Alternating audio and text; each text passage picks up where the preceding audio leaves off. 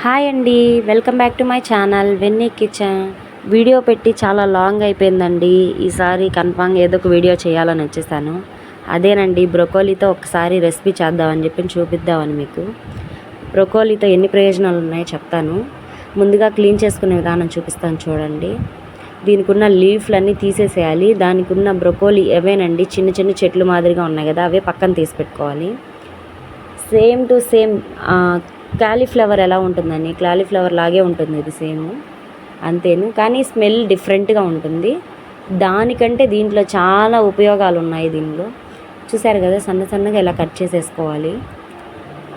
అలా కట్ చేసుకొని ఒక 2 టైమ్స్ నార్మల్ వాటర్లో వాష్ చేసుకోవాలి. వాష్ చేసుకొని పక్కన పెట్టుకోవాలి.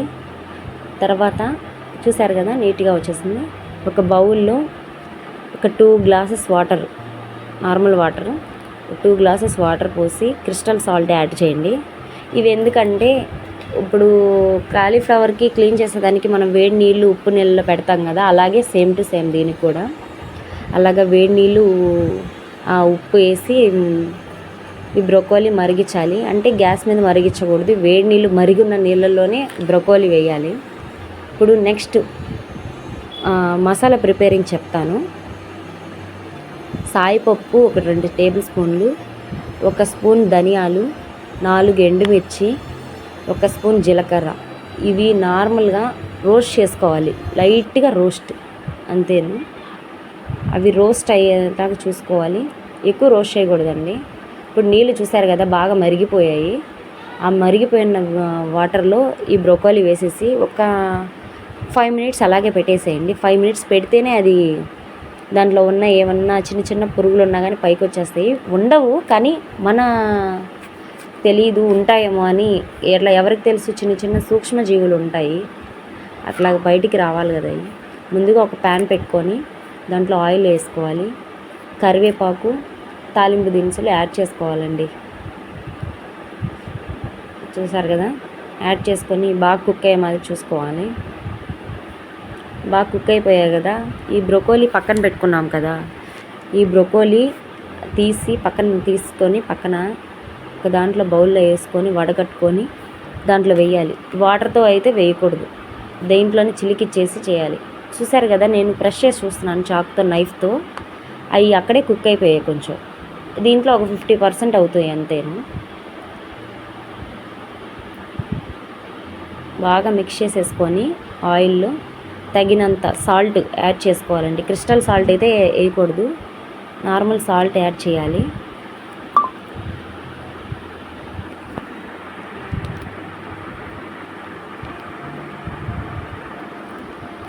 అంతే, కరెక్ట్గా ఒక 5 మినిట్స్ మూత పెట్టేసి లో ఫ్లేమ్లో పెడితే బాగా కుక్ అయిపోతుంది. అది ఆ ఆవిరికే ఉడికిపోతుంది. అది చూపిస్తాను చూడండి, కుక్ అయిందో లేదో అని మీకు.